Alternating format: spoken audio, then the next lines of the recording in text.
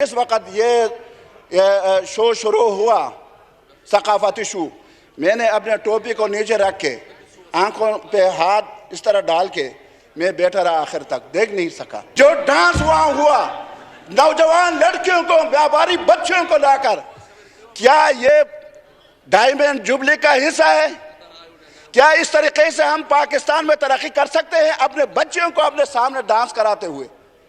एक और बात पे जो मेरा ज़मीर जो है कल से मुझे इस बात पे मजबूर कराए मैं बात करूं, वो ये है जनाब स्पीकर, पाकिस्तान यकीनन हम सब के लिए माँ का दर्जा रखता है और पाकिस्तान 14 अगस्त मनाना क्योंकि अल्लाह का बहुत बड़ा एहसान है हम पर कि पाकिस्तान जैसे खित्ते को हमें उन्होंने दे दिया और इस्लामी जमहूरिया पाकिस्तान के नाम से एक मुमलिकत मारज़ वजूद में आया।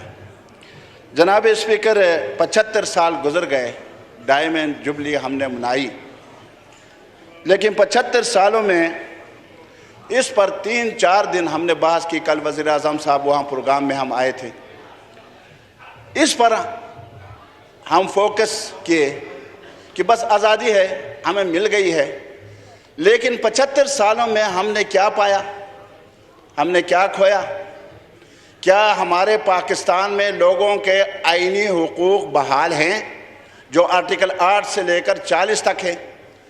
क्या इस आइन में सूद को ख़त्म करने का कहा गया है सन 1973 में? आज 2022 है, क्या सूदी कारोबार को ख़त्म किया गया है? इस आइन में मुल्क को एक इस्लामी मुमलिकत बनाने का कहा गया है। क्या आईनी तौर पर हम उस आइन पर अमल करते हुए इस मुल्क को इस्लामी मुमलिकत हम बना सके? क्या इस मुल्क से बेहयाई को हम ख़त्म कर सके, बेशर्मी को हम ख़त्म कर सके? यहाँ जो लूट कसोट, जो रिश्वत, जो जिस तरह अंदाज से ख़रीद व फ़रोख्त इंसानों की हो रही है, क्या उसको हम ख़त्म कर सके? इन चीज़ों पर फिर यह है कि बांग्लादेश एक मुल्क हमसे जुदा हो गया, क्यों जुदा हुआ? ये एक अलग बहस है, इस पर तवील बहस की जा सकती है, लेकिन मुझे अफसोस इस बात पर है कि वहाँ अफवाज पाकिस्तान के साथ देने के जुर्म में जमात इस्लामी के दर्जनों रहनुमाओं को फांसी दे दी गई, लेकिन यहाँ एक करारदाद भी अभी तक हमारी यानी नसीब में ये बात नहीं आई कि हम अपने उन भाइयों के लिए जो बांग्लादेश में जिस वक़्त वो अपने अफवाज पाकिस्तान के साथ वहाँ लड़ रहे थे और पाकिस्तान जिंदाबाद के नारे लगा रहे थे, अफवाज पाकिस्तान के नारे लगा रहे थे, उनके लिए हम एक रेजोल्यूशन भी कौमी असम्बली से पास नहीं कर सके। जनाब स्पीकर, इसके साथ साथ प्रोग्राम होना लेकिन अपनी जगह, लेकिन ये तमाम प्रोग्राम संजीदा होना चाहिए था, जो संजीदा नहीं हुए। जनाब स्पीकर, नाराज़ न हो इस पर, यह हम आपको याद इसलिए दिलाते हैं कि अगले साल भी आप मनाएंगे, लेकिन इस साल सूरत हाल कुछ और है। चित्राल से लेकर कराची तक, खैबर से लेकर ग्वादर तक, जनाब स्पीकर, लोग इस वक्त सैलाब की वजह से मुसीबतों में गिरे हुए हैं और उन लोगों को रिलीफ पहुंचाने के बजाय अगर हम यहाँ कौमी असम्बली के बाहर लाखों रुपए लगाकर आतिशबाजी करें तो उन पर क्या गुजरेगा जनाब स्पीकर? और फिर जनाब स्पीकर, आप बाद में बात करें, आप रूलिंग दे दें। जो कल प्रोग्राम वज़ीर आज़म पाकिस्तान, देखें वज़ीर आज़म पाकिस्तान, आप भी वज़ीर आज़म रह चुके हैं, शहबाज शरीफ वहाँ मौजूद थे, आप भी तशरीफ़ फरमा थे और हमारे दीगर वज़रा भी थे,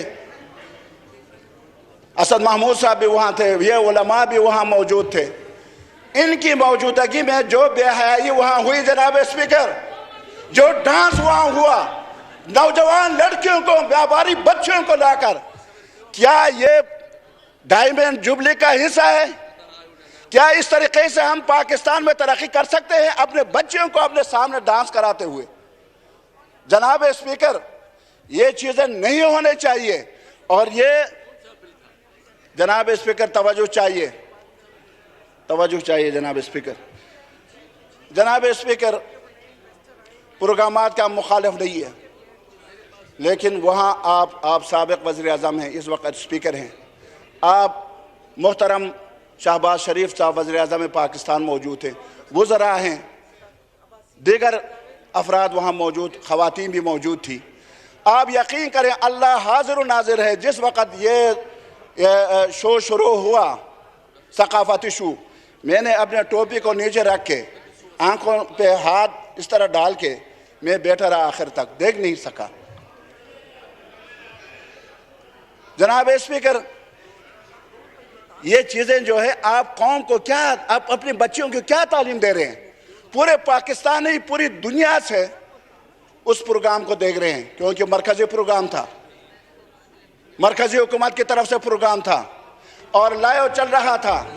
जनाब स्पीकर, इस पर सोचना चाहिए। मैं इस पर शदीद एहतिजाज करता हूँ और मैं हुकूमत के इल्म में लाना चाहता हूँ। मैं शहबाज, जनाब मोहतरम शहबाज शरीफ साहिब मद्दा ज़िल्लुहुल आली को शुक्रिया, ये उनको बताना चाहता हूँ कि इस्लाम में इस तरह के प्रोग्रामात का कोई गुंजाइश नहीं है। शुक्रिया। हमारा आईन इस्लामी है और ये मुल्क इस्लामी है। हम इस मुल्क को इस्लामी फलाही रियासत बनाना चाहते हैं।